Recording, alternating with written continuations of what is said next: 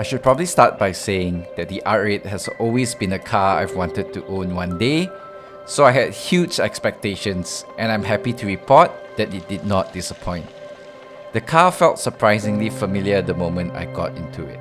It came across immediately as a car that you can easily live with day to day, and I can see why they call this one of the best everyday supercars. Having said that, there is nothing ordinary or everyday about how the car looks and sounds, and I can't decide if I like the looks or sound of it better. I guess I should start with the sound, as it's probably got one of the best soundtracks out of any car out there. The roar of the engine on startup is something else, especially on a cold start. The car does have a Capristo Valved Exhaust that can quieten things down, but as you can imagine, I left the valves open the whole time. The naturally aspirated 5.2 V10 of course sounds ridiculously good. The downshifts are visceral and it howls and screams all the way to the red line. It's a combination of how loud it is when you get on it and how good the tone is that makes the whole experience. The R-tronic shifts are also really unique. It's a very mechanical sounding shift that sounds almost like a slur. The uniqueness of the gear change when shifting the car hard adds to the charm of how raw the car can get.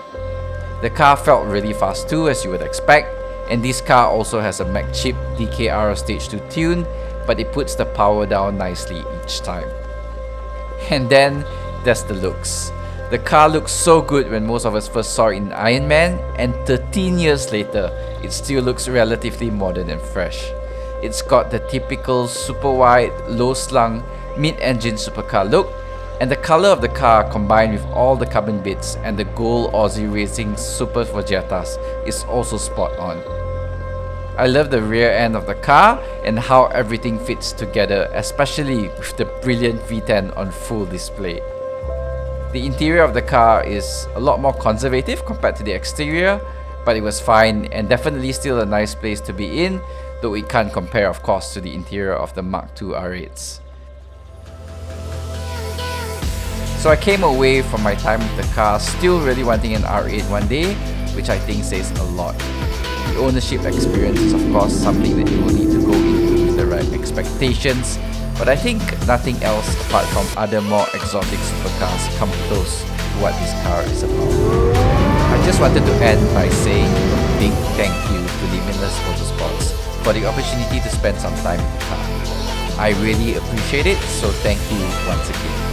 It's such an incredible car, and I hope I've at least done it some justice. Thanks for watching.